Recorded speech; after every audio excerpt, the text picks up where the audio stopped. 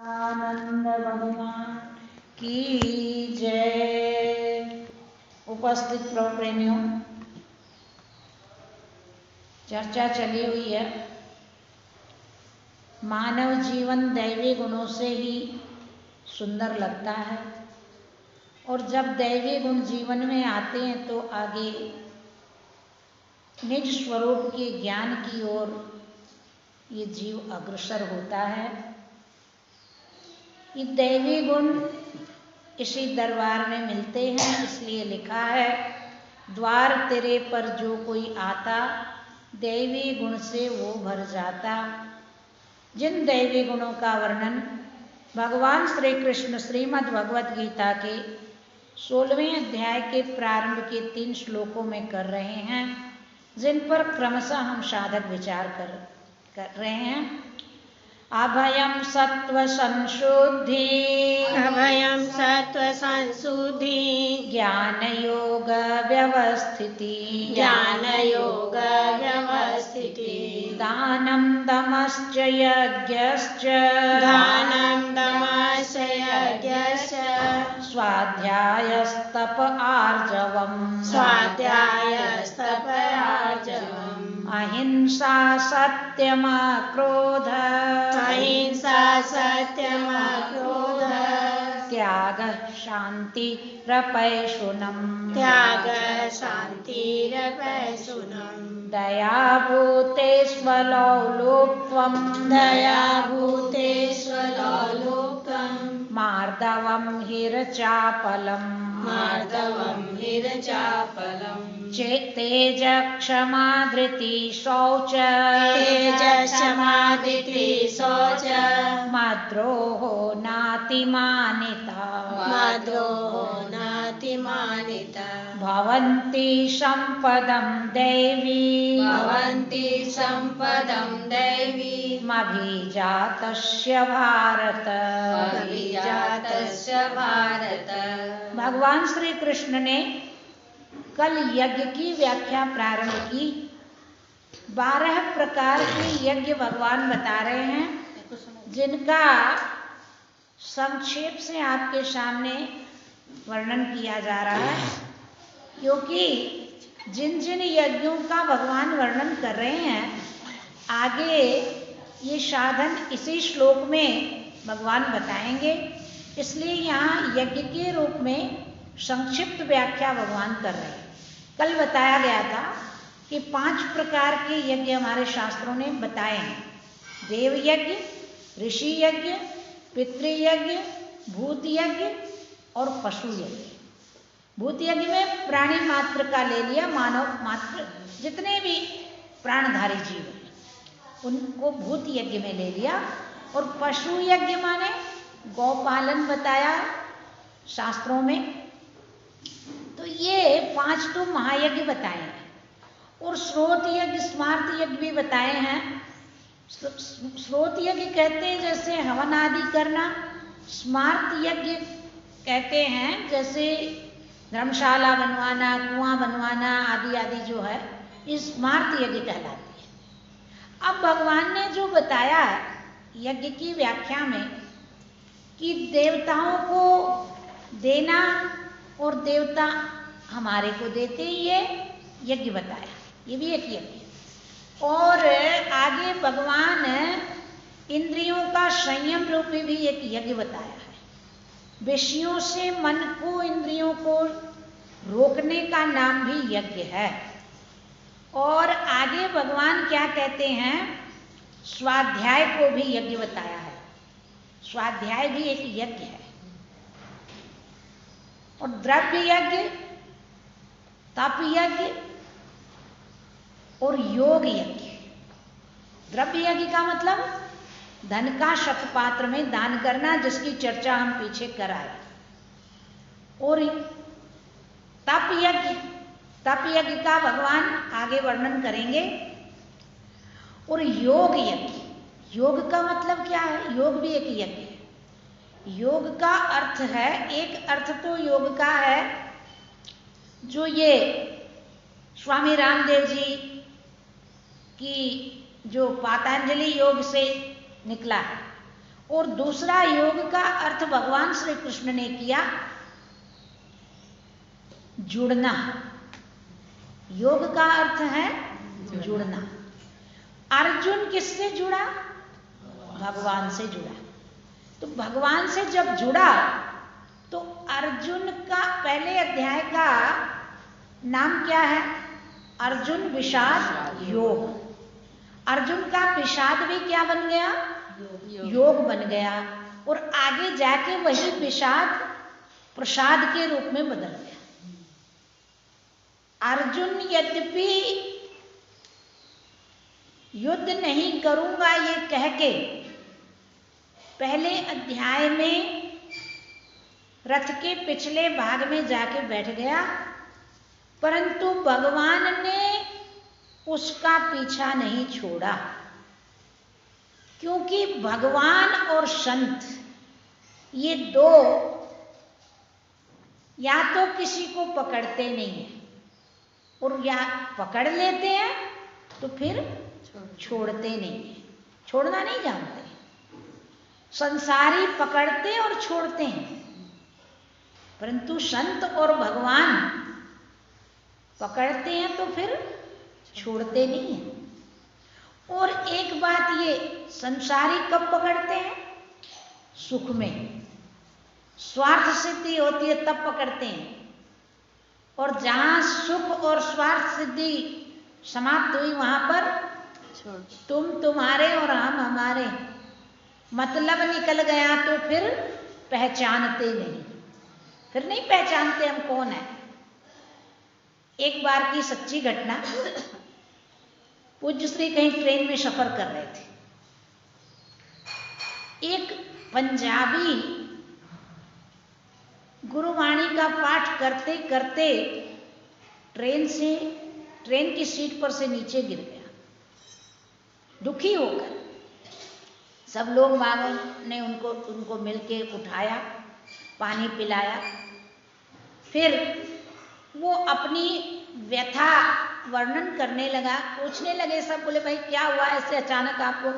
बोले क्या बताऊं, मैं बड़ा दुखी हूं, आज मैं दुख से एकदम पीड़ित हो गया। क्या तकलीफ है आपको? बोले मेरे को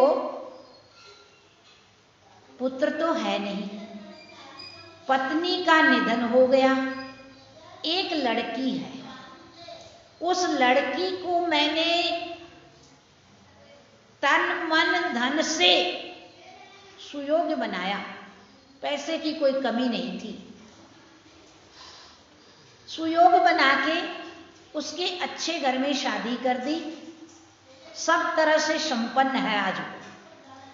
अब आज मेरे को, अब जब तक मेरी शक्ति थी तब तक मैं अकेला भी अपना गुजारा कर रहा था, परमात्मा का नाम स्मरण कर रहा था।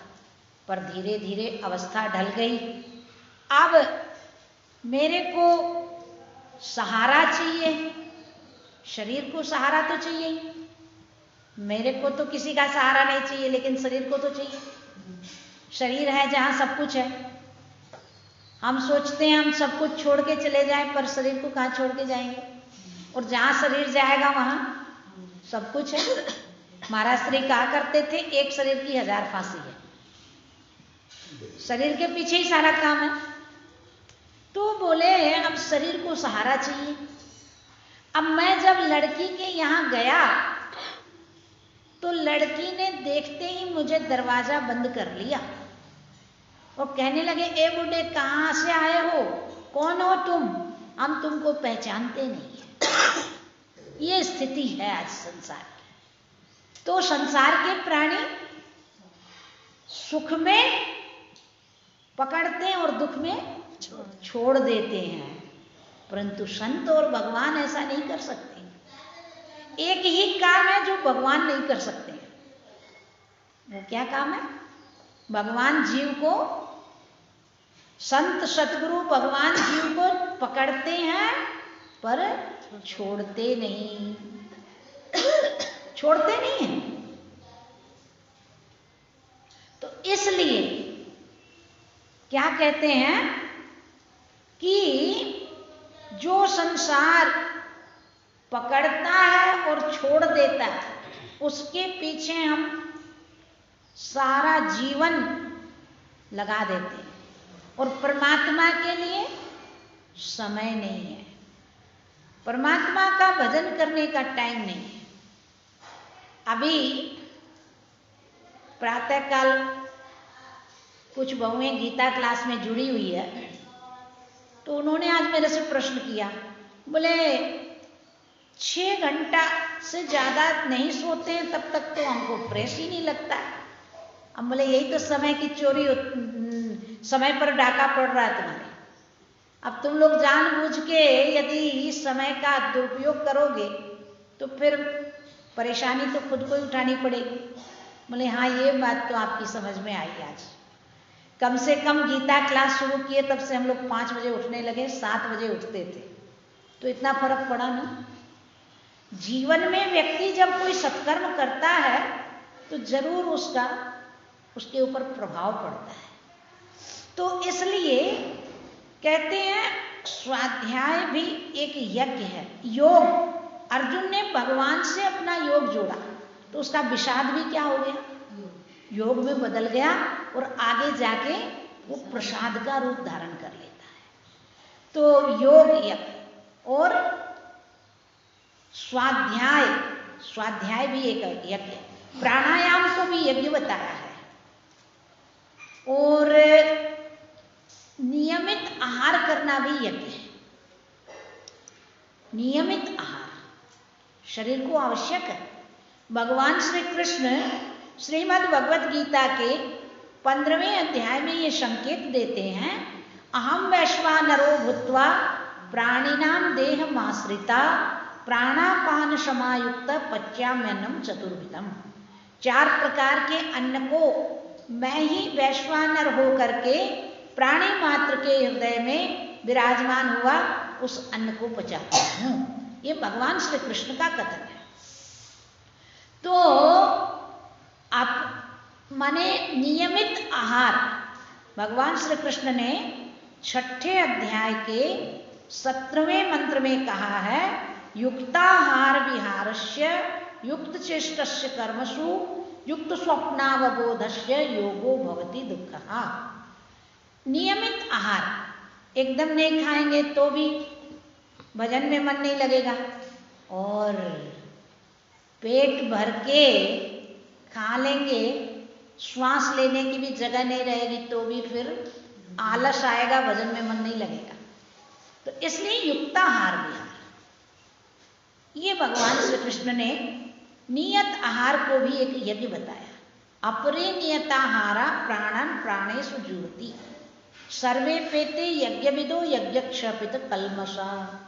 और फिर क्या बताया, यज्ञ सृष्ट्वामृत भोजो, यज्ञ से बचा हुआ अन्न का भोजन करना भी एक प्रकार का यज्ञ है। और सबसे श्रेष्ठ यज्ञ क्या बताया, श्रेयान द्रव्यमयाद यज्ञाज ज्ञान यज्ञ परंतप। बाकी के यज्ञ ज्ञान यज्ञ में सब समाहित हो जाते हैं। जैसे गरुड़ के अंदर सारे वाहन समाहित हो जाते हैं, जिस प्रकार से अमृत के अंदर सारे रस समाहित हो जाते हैं, इसी प्रकार से ही ज्ञान यज्ञ में संपूर्ण यज्ञों का समापन हो जाता है। इसलिए भगवान श्री कृष्ण कहते हैं, श्रेयान द्रव्यमयाद यज्ञास ज्ञान यज्ञ परंतप सर्वं कर्माखिलम पार्थ ज्ञाने परिसमाप्यते। ज्ञान यज्ञ में जाकर के संपूर्ण यज्ञों की क्या हो जाती है, समाप्ति हो जाती है। जैसे व्यक्ति अपने गंतव्य स्थान के लिए निकलता है और जब तक उसका स्थान नहीं आता तब तक उसका क्या रहता है, वो रुकता है क्या, उसकी गति रुकती है क्या, नहीं रुकती। परंतु गंतव्य स्थान आने के बाद गति को रोकना पड़ता है कि स्वतः रुक जाती है, स्वतः रुक जाती है। ऐसे ही जब संपूर्ण फलों का फल मिल गया, उसके बाद जब बड़ा जलाशय मिल गया तो फिर छोटे छोटे ताल तलवियों पर क्यों जाएगा, जाएगा? जब एक होलसेल दुकान मिल गई तो फिर वो छोटी छोटी रेडियो पर सामान खरीदने नहीं जाएगा। भगवान श्री कृष्ण कहते हैं श्रीमद् भगवत गीता के 2 अध्याय के श्लोक 70 में, आपूर्यमाण मचल प्रतिष्ठम समुद्रमाप प्रविशन्ति तद्वत् तद्वत् कामायम प्रविशन्ति सर्वे सशांति मापनोति न काम कामी। उसकी फिर संपूर्ण कामनाएं समाप्त हो जाती है। इसलिए ज्ञान यज्ञ को सर्वोपरि बताया है।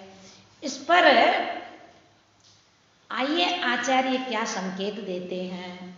यज्ञ भी एक साधन है, प्रभु से जो मिलाता है। यज्ञ भी एक साधन है, प्रभु से जो मिलाता है। यज्ञ भी एक साधन है, प्रभु से जो मिलाता है।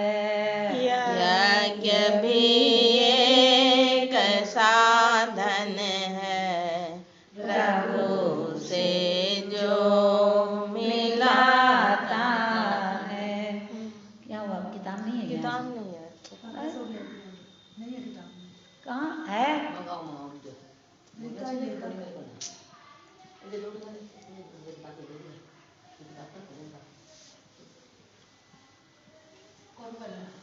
महोत्सव नहीं मिला।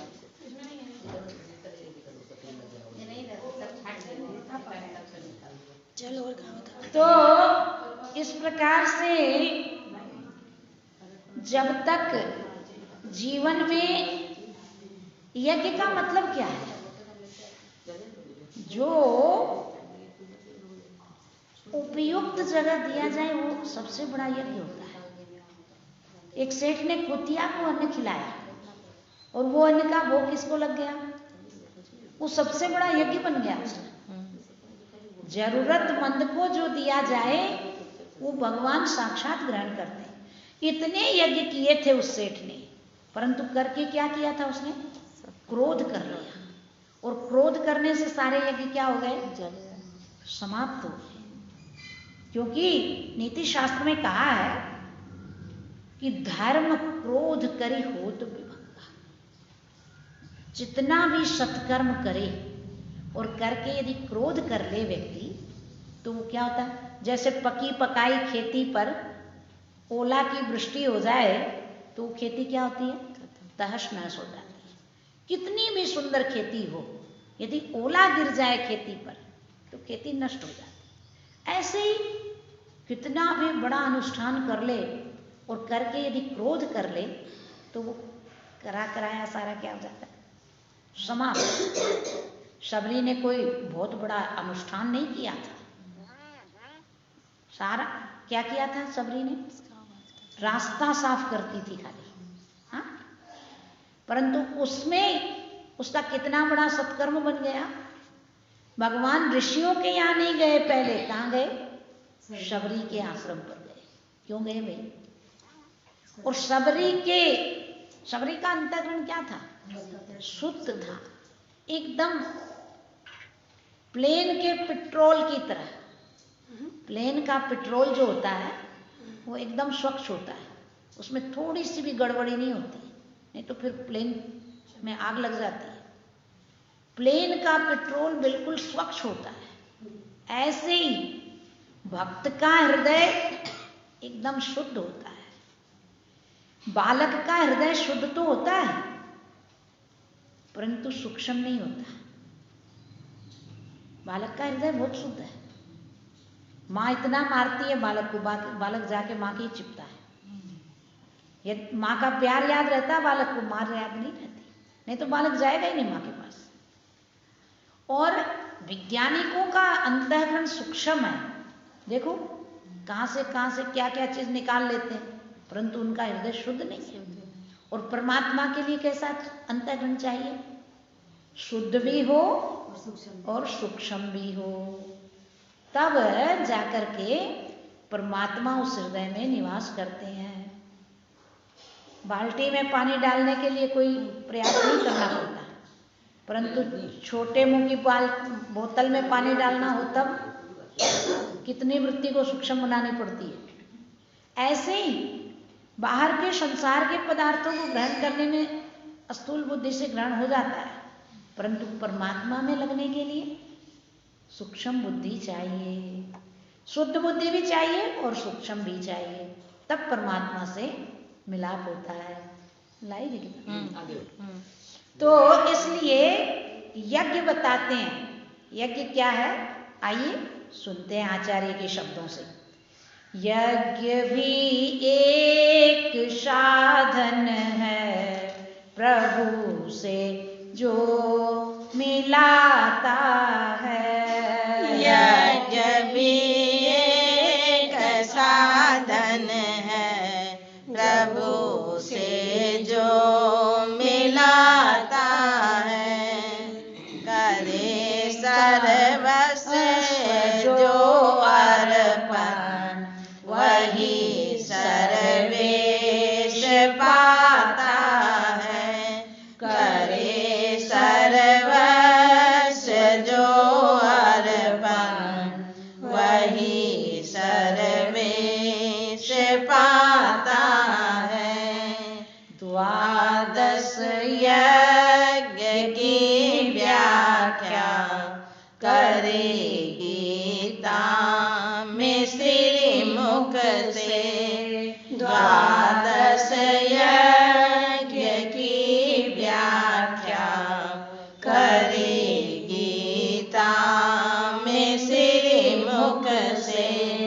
सभी यज्ञों में अति उत्तम ज्ञान यही कहता है। सभी यज्ञों में अति उत्तम ज्ञान यही कहता है। यज्ञ भी एक साधन है, प्रभु से जो मिलाता है। यज्ञ भी एक साधन है, प्रभु से जो मिलाता है। मुझ में ही रखे निष्ठा, करे मेरा ही नित पूजन। मुझ में ही रखे निष्ठा, करे मेरा ही नित पूजन। सिवा मेरे नहीं जिसको कोई दूजा लखाता है। सिवा मेरे नहीं जिसको कोई दूजा लखाता है। यज्ञ भी एक साधन है, प्रभु से जो मिलाता है। रखे ना काम ना कोई, कर्म निष्काम सब करता। रखे ना काम ना कोई, कर्म निष्काम सब करता। रहे निर्लेप जो नित ही, वही मुझको सुहाता है। रहे निर्लेप जो नित ही, वही मुझको सुहाता है। यज्ञ भी एक साधन है, प्रभु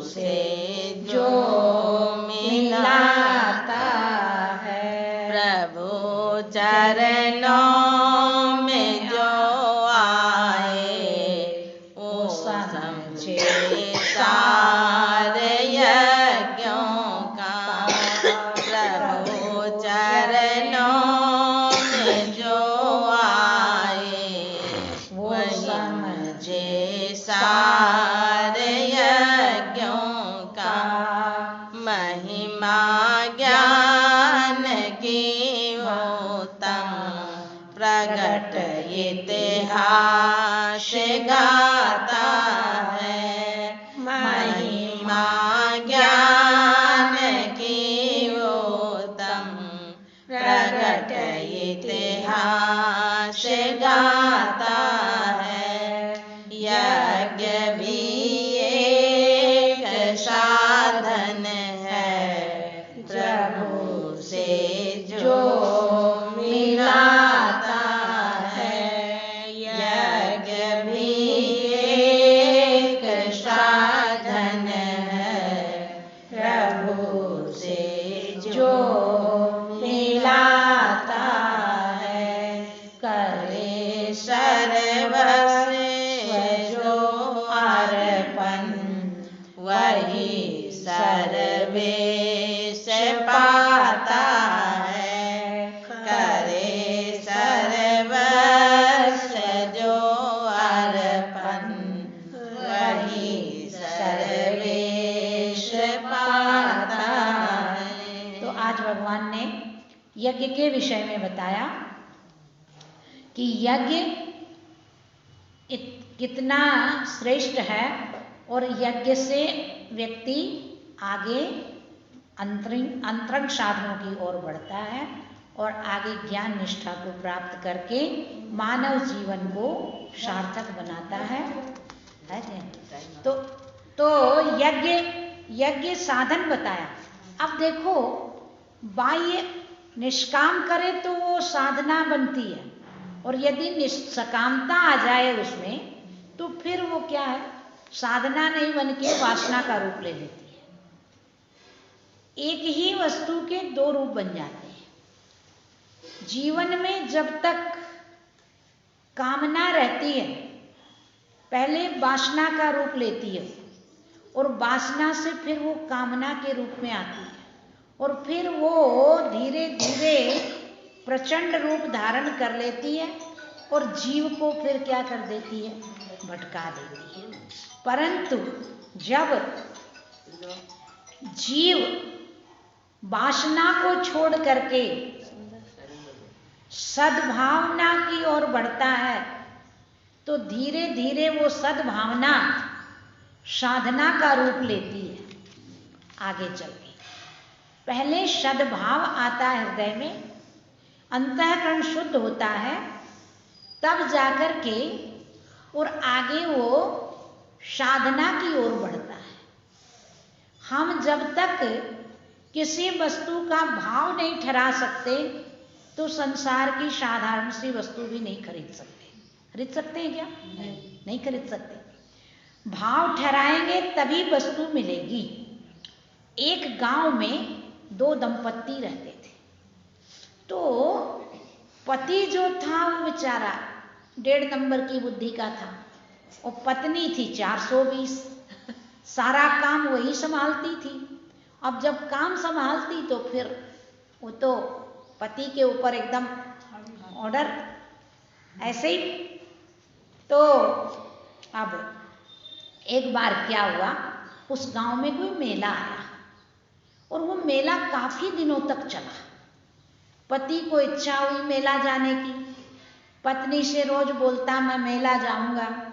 पत्नी कहती ठीक है मेरे नहीं।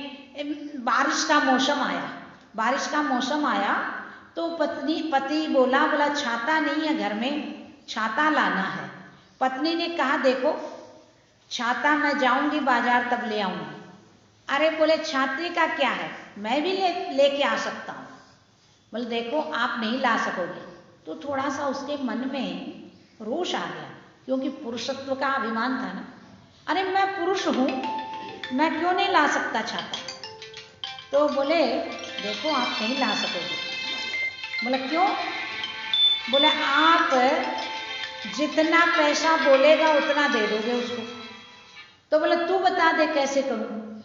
बोले देखो दुकानदार जो बोले ना उसका आधा दाम बोलना, ठीक है ऐसे ही कर लूंगा।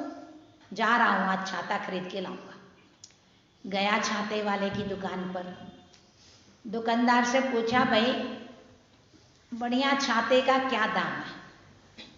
तो आज तो महंगाई का जमाना है, उस जमाने में तो उतने पैसे नहीं लगते होंगे, पर आज तो तो आज के हिसाब से हम चलते हैं। दुकानदार ने कहा भाई छाते का दाम है 500 रुपया। वो व्यक्ति बोला मैं देख 250 रुपया में लूंगा मैं तो, क्योंकि पत्नी ने कहा था वो बोले उसका आधा बोलना है, अपनी बुद्धि तो कुछ थी नहीं। दुकानदार ने कहा भाई देखो सुबह सुबह दुकान खोला हूं, इतना आधा तो कम नहीं करूंगा, चलो तुम 400 में ले जाओ, 100 रुपया कम कर दे।